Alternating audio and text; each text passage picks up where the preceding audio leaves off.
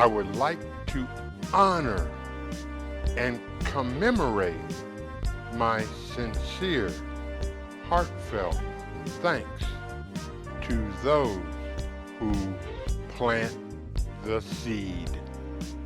In my case, my junior year English literature teacher at Creighton Prep in 1965, Mr. Tom Hall, who introduced me to the world of Black literature and the arts.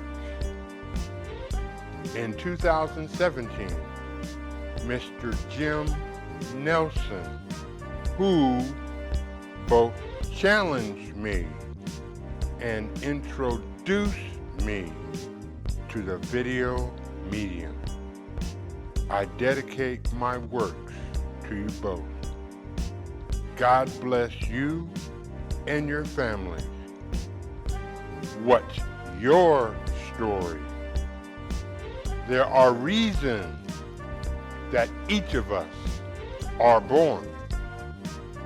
Our quest to discover those reasons. There are two greatest days in our lives. The first, the day we are born.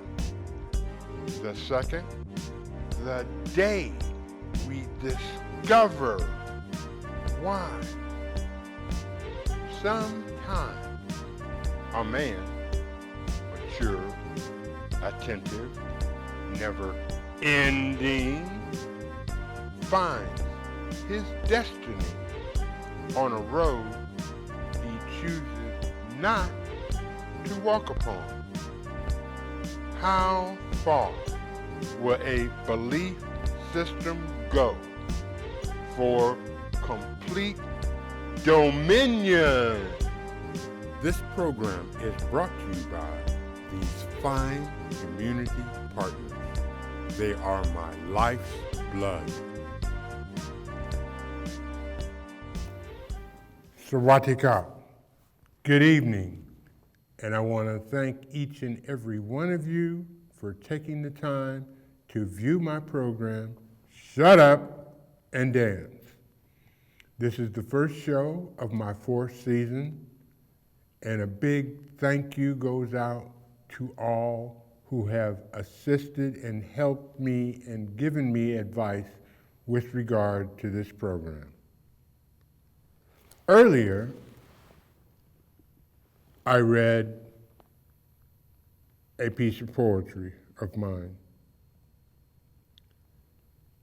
And this is significant because I can't remember a time in the last 6.5 years when a calm is trying so hard to bring a respect, to bring honor, to bring a love of all, regardless of political party, to a love we as humankind should share. When you point with 1, 3, 1, 2, 3, point back at you. Are the numbers to be questioned? Is truth to be questioned? Is fear to be accepted as fact? In 2016, did candidate Trump win the Iowa caucus? Did candidate Trump protest the results? Same language, different date, but a precursor to this election process. Here is the tree. You have both men and women elected by each state, both Democratic and Republican,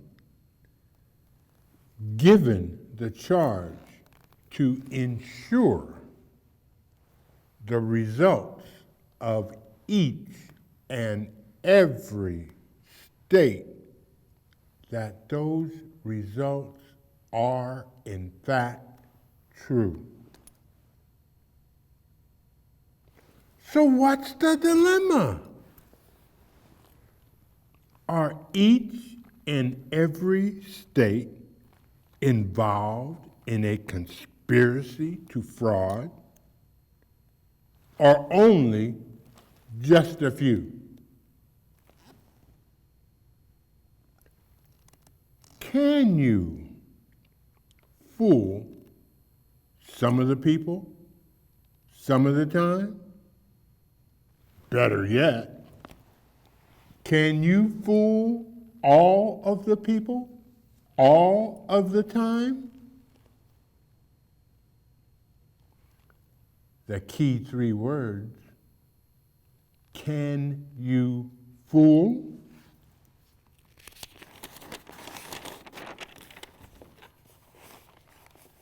Do you live for the moment, or do you live in the moment? In my humble opinion, a little bit of both is true, as a new history is being written every second of every day until the inauguration. Why is this so? Is it necessary to always put forward a negative?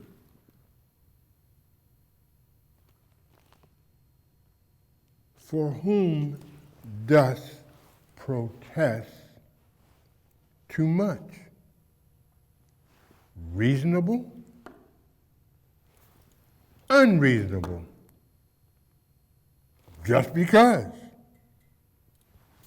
Or, pray tell, what do the states owe the voting electorate but to perform to the best of their abilities? This is valid.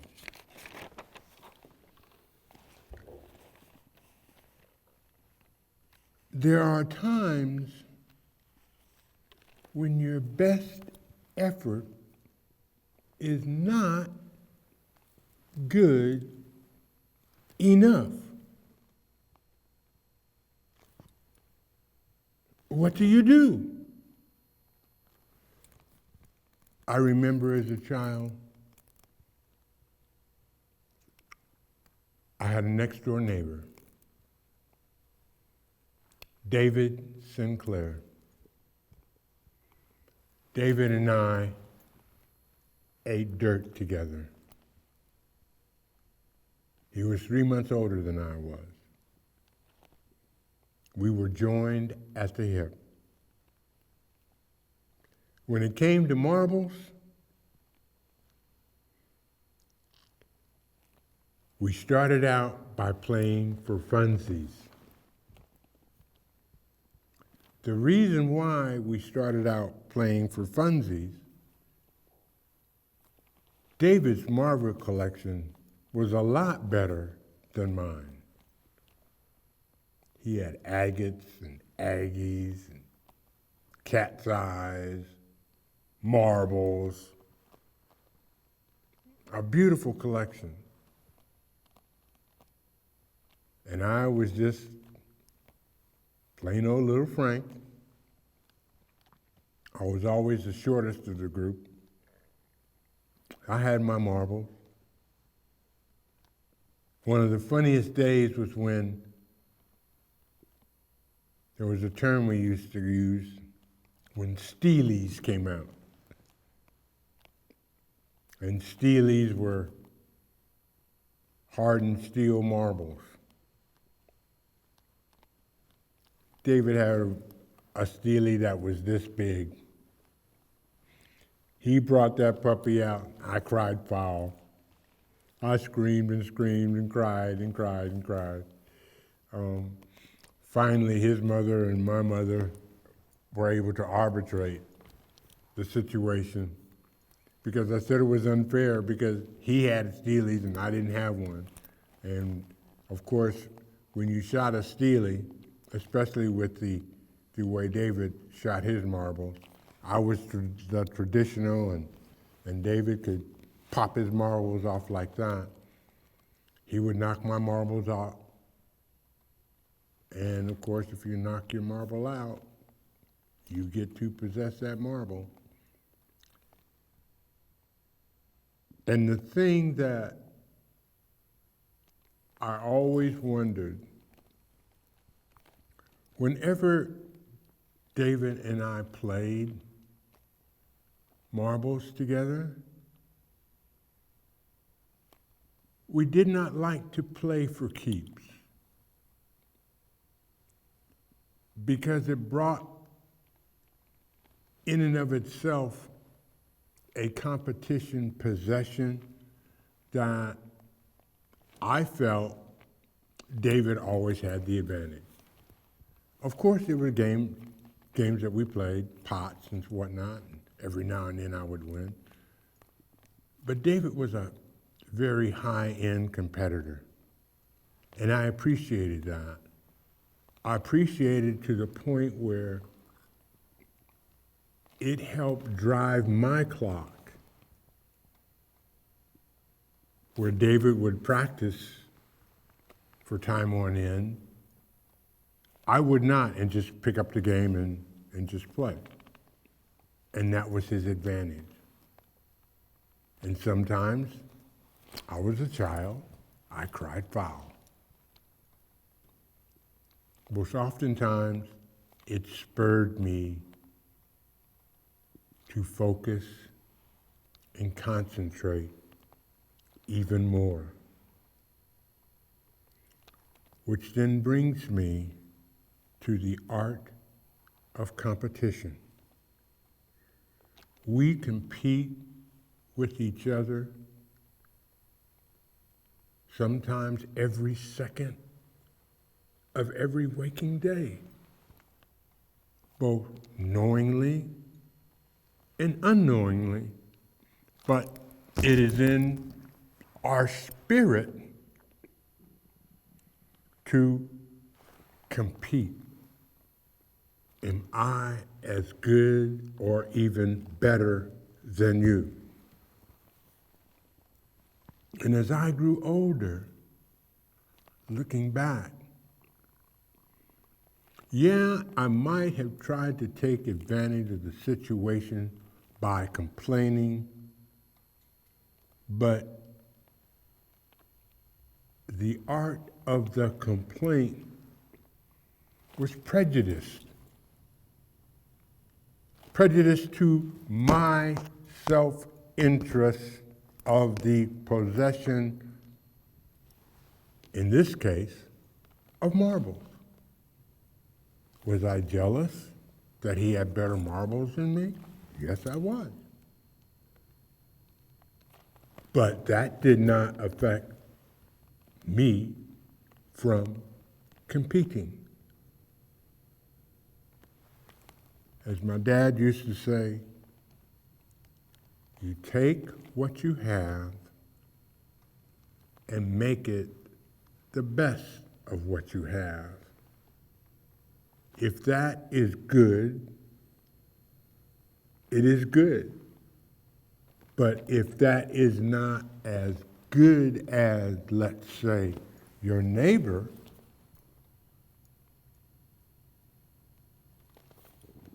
then put your big boy panties on and get better. And how do you get better? You get better by competing, practicing. The greatest game that David and I played was Army, because no one ever won. His fort against my fort, his backyard versus my backyard, and we had a fence.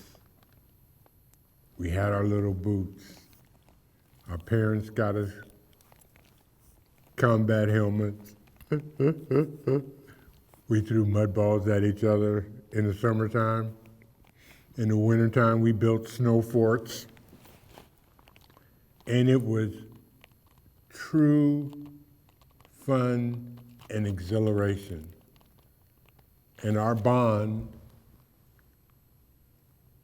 became tighter and tighter and tighter. And the thing that I remember more than anything else, it's not what I have at the table.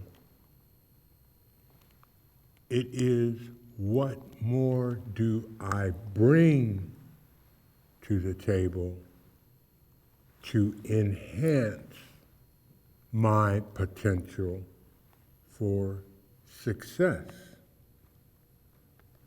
And the one thing that I have learned through my long life, there are people who just have a knack and a talent for things, to whereas I may not. And because I may not, does not ensure me success. I participate in a game or a competition. Quite naturally, I want to win. But that win is not guaranteed to me. There is an effort. There is a relentlessness. There is a purpose. There is a goal that I am seeking. And if I do not succeed, do I say, foul, foul, foul, foul, foul? No, I say, what more could I have done in order to increase the potential of me to garner a victory? That is, if I want to garner a victory. I learned how to play the game of chess at age 12. I'll never forget that experience. My father, who was a chef cook on the Burlington Northern Railroad, every summer took us on a vacation. And this summer of my 12th year on this blessed earth, we went to the Seattle World's Fair. And we were in a touring car in which there were seats down below, but you could walk up. It was a two-seater level. You could walk up to the top level and you could look out a panoramic window that covered the whole top floor of the car and just look at all the scenery. And I met a young guy. I believe his family was from Norfolk, Nebraska, and they were going to Seattle as well for the World's Fair. And for 2 days of the trip, he taught me how to play chess. I never thought in my learning of the game of chess that as being a beginner, I could win. This young man taught me how to move the pieces, and through watching him play, I learned my first offense and my first defense through trial and error.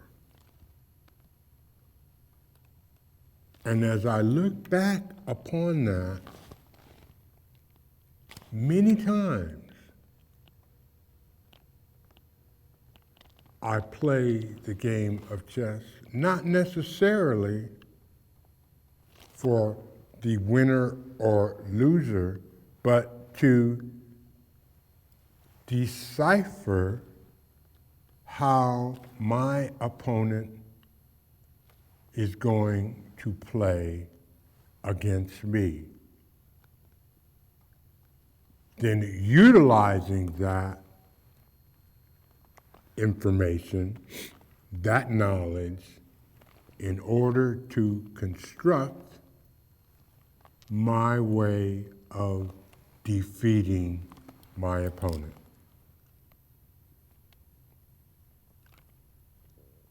Now, it has not always been a success to me, but it places me in a position to review my opponent, pick up on his good points, his bad points, and continue to battle on.